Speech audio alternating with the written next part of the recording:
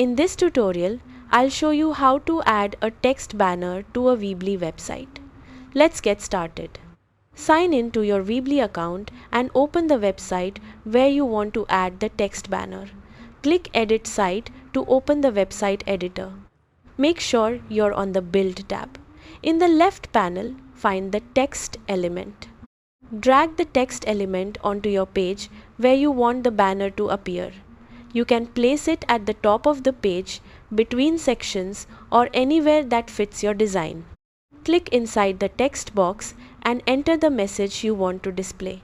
Use the formatting toolbar to customize the font, size, color, alignment, and style so the banner stands out.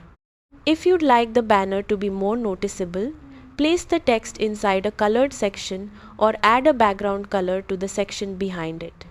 Preview your website to make sure the text banner looks the way you want. When you're happy with the result, publish your website to make the changes live. That's how to add a text banner to a Weebly website. Thanks for watching.